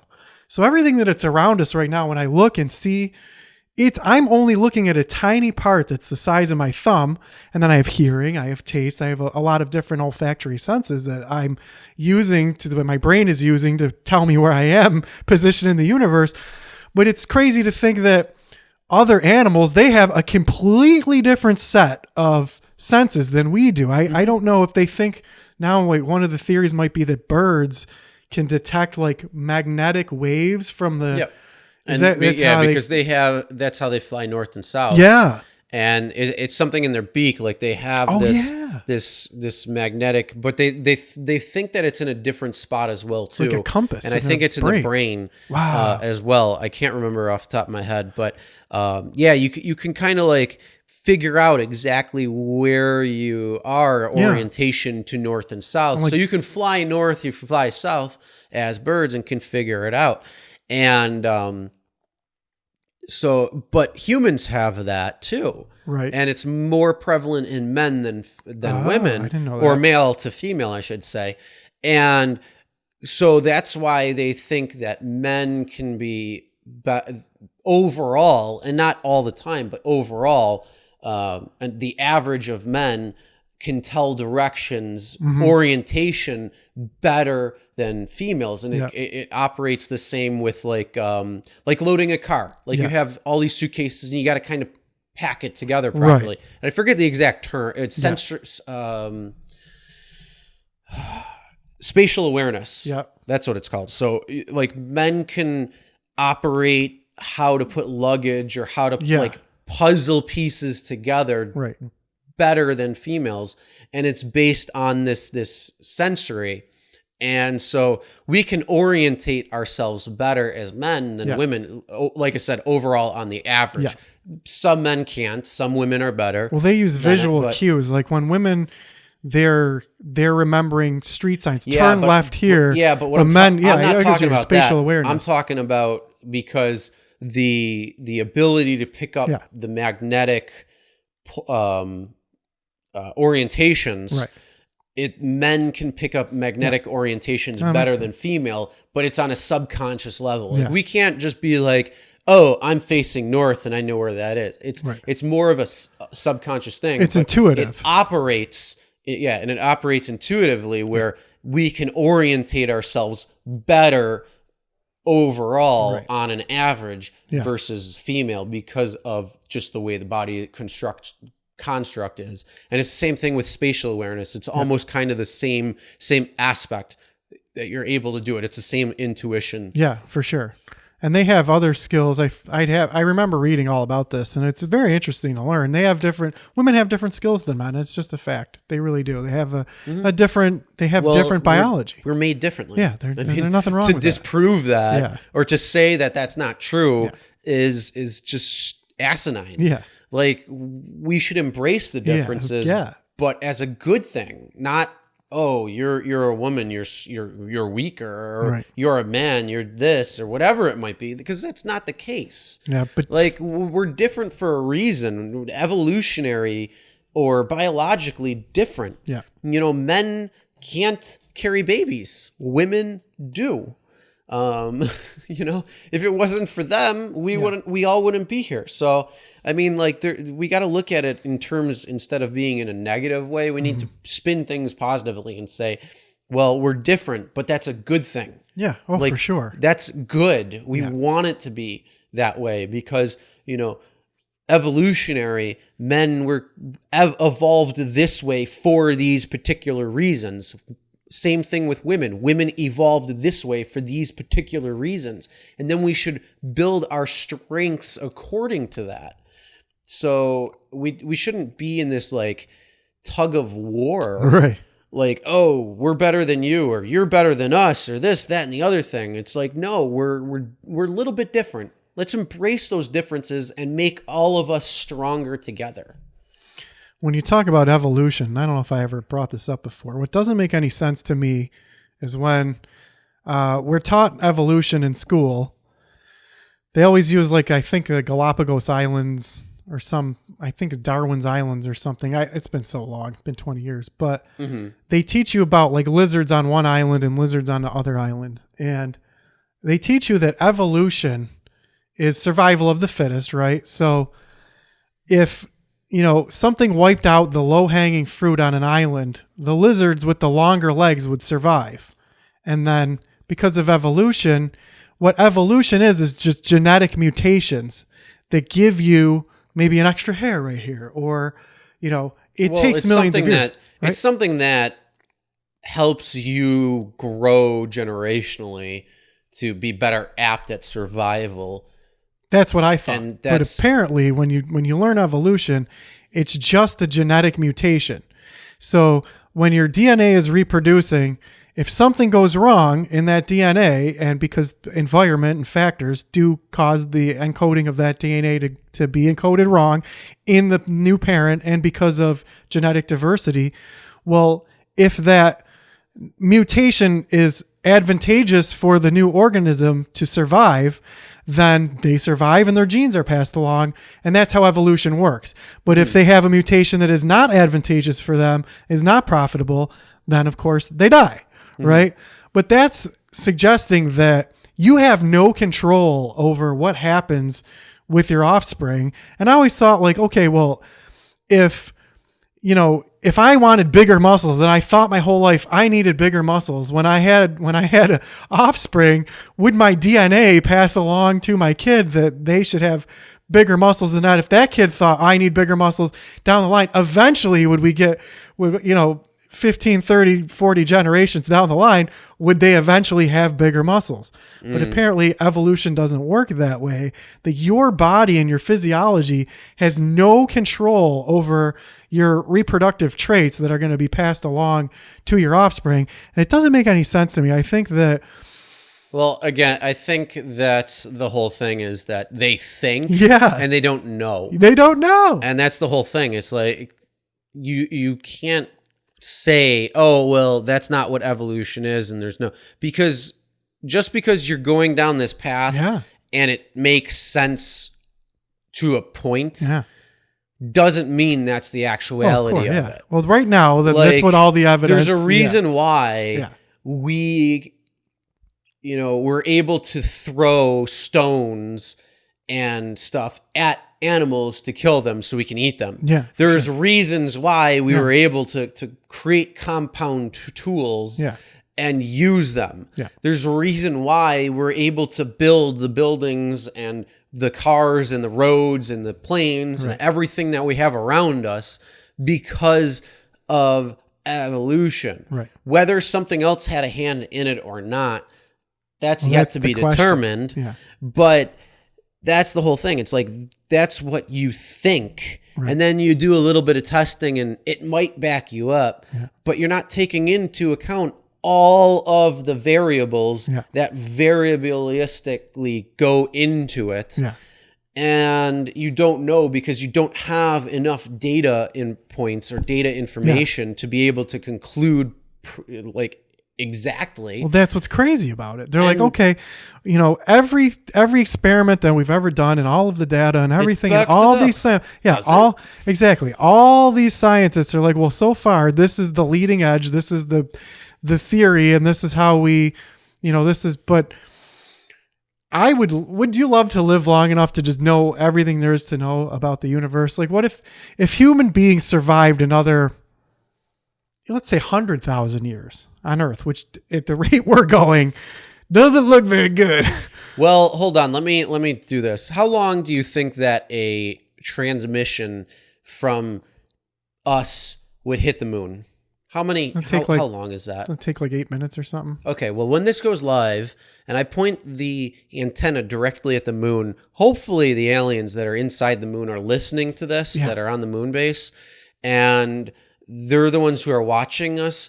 Maybe they can let us know a little bit more information so we can figure things out. Yeah, that'd be great. And then that way, when we can, kind of hopefully avoid wars, and we can kind of avoid this tribalism that goes back and forth.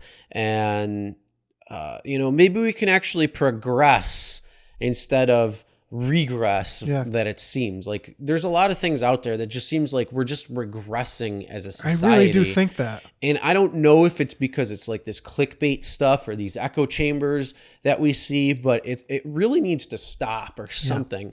Because, that's the whole thing. Like, you can listen probably to any podcast that talks about social media and how their algorithms work. And yes, their algorithms work to try to keep you on it and to keep you continuing coming back, which for most people, it's outrage. So people see something and they get outraged and they're like, no, blah, blah, blah, blah, blah, and they're typing away and texting away and doing all this and getting outraged, and they continue on and on and on and on and on. So it's something that we're doing to ourselves that maybe we can step back and say, look, first of all, why are we getting so outraged? Why is that so appealing to us overall? Why can't we just enjoy, why can't we just enjoy, the cat and the crazy lady meme? Well, I think, or why can't we just enjoy pictures of tropical islands and the beach or something. Sorry. I mean, yeah. I agree with you, and I think it's exactly what you said. We learned how to throw that stone to kill that animal, and that's a part of evolution. It's been ingrained with us, right? Well, we're still not over that, right? So when you see that's that, why I'm saying the aliens that are watching us, either in the Black Knight satellite or in the moon, or both of them, why don't you just come down, share a little bit of information, and then that way we can kind of maybe do something a little bit more productive in society instead of fucking ourselves over. Well, I think this might be the most profound thing that I've ever said in my lifetime, maybe, and I'm going to say it on our podcast. I've given this a lot of thought. Yeah. Exactly what you said with the rock, right? And its evolution. Also, when you talk about being wrong and people not being wanted wrong, and it's that split second when you're presented with new evidence, and it's a subconscious split second decision that your neurons in your brain make where I was wrong. Essentially, it's the fight or flight. Yeah, and people aren't, well, that's a different thing, but people aren't. Yeah, but it's kind of the same thing though, like in terminology, because you're either it's either accept or deny. You're either going to fight this new way of thinking, or you're going to kind of accept it or something. So it's these certain dials that we have that can subconsciously that start controlling. For sure. And that initial, I was wrong, or I feel the need to target something and throw something at it. And that's what when you see that hook on social media, people are just targeting, right? Well, I think the way forward as a human species is to realize that we're part of an ecosystem around the world and stop. I think people get so caught up in like other human beings and this person did this and that. Those are important issues, but the way forward is to realize that we're all part of an ecosystem on this thing that's flying through space. And if we don't all start working together, we're all not going to be alive. That's the only way forward, is to we're part of a living thing, an ecosystem. We've got to be more conscious of our actions. Maybe our generation of people, and I mean our generation in terms of our current human society of growth, or our civilization, I should say, of growth, maybe we can finally break the Fermi paradox and take politics out of it, or at least come to an agreement in changing our tone, changing our mentality, changing our thoughts, changing our, tribalistic ability and species ability to realize that we are all people. We're all trying to live better lives. Yeah. Whether you're located here or there, it doesn't matter anymore. We're all trying to be better. Right. We all have all of these resources that we need to be able to distribute evenly, and we all need to be able to maintain them for more generations to come. Right. And then let's try to grow together as a society. But here's the big thing. You can have your belief system, you can have your thoughts, you could have your facts, but I can have mine, I can do the same thing. But instead of grinding to a halt and being like, no and no, be like, all right, well, how do you why do you think that way? What makes you think that way? Or how did you come to that decision? Okay, cool. Well, let's work together to build further than both of us. Yep. And let's make it better overall. Mm-hmm. It starts right at the beginning with education, I believe, because people are programmable. You're only born with certain olfactory senses, but people really are programmable. Your brain is blank. You come with an operating system like, okay, my heart beats and I breathe, but a lot of things we're discovering are learned along the way. Yeah. So I think that if you can. And what Joe Rogan says, we only have a certain bandwidth. Our brain can only handle a certain amount of things. So it really is important what you program that brain with. Mm-hmm. And that's where I've been for the past year. I'm trying to really look at who are we as a species? Who am I as a person? And that idea of a better life, that everyone wants a better life and grow. But what does that mean to each individual person? Some people want to just own everything. They want to control everything and they want to have everything. Other people, they just want to live off the land and be left alone. I think that we really have to work on what is considered a better life. And I mean, I don't need everything in the world. I'll tell you what I need. I want a minimalist life with as much power as I can have. Unlimited power. No, that's what every human being wants. I mean, honestly, no. If I had to personally say what I thought would, it would be. I mean, we all got to get by, so we all got to make money. We all got to do our thing. But as long as we're enjoying what we're doing, as long as we're being, constructive to society. And as long as we're, thinking and evolving our own lives and enriching those around us, whether it be a small amount of people around us or, in today's day and age, it could be millions of people around us. It doesn't matter. I mean, as long as we can enrich other people with a new way of thinking or a new idea, and maybe they can run with things or this, that, and the other, and do all of these different stuff, I think that's going to be good. But as long as you're able to follow and enjoy what you like to do and be happy with what you're doing, I mean, the whole materialistic side of things, I don't think, I mean, like I said, I'm minimalistic in full terms. And I think most people are. But I think there's also a status symbol of having all of these things and, having the nice cars and the big house and the crazy enchilada of crap that you can put into that house. Right. And, I mean, that's just the wrong focus of things. It's I think so too. We don't really need that stuff. No, you don't. Let's focus on living. Let's be more constructive towards the planet we're on. Right. And let's care about things around and kind of, instead of being closed-minded and only thinking one way and thinking that our thought is the right thought and there's nobody else that can disprove that, but let's open our mind to say, you know what, they might have a good point on something that if I keep my mind closed, I won't pick up on. And you don't have to adopt that ideology or those thoughts or even take those facts for life, but be open to what their story is, be open to what their thoughts are, be open to their mind, and ask questions and, just have a thirst for knowledge. Well, I think that's the issue. So I think a lot of people, they're so programmed by their environment and their upbringing and all these things that they're subjective to that, and they may not even be aware of it. And they're also so programmed in a routine of trying to satisfy their addictions and needs that they've been programmed into.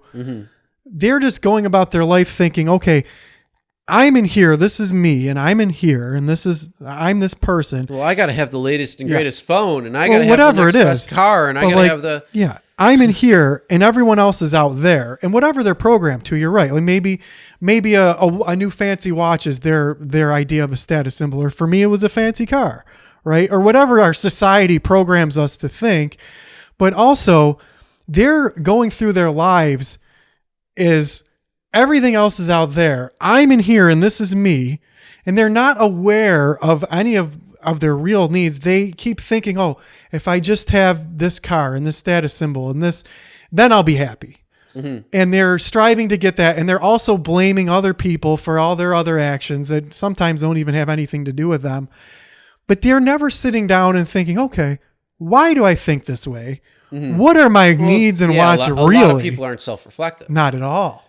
And then another thing too is a lot of people they just continue on and they're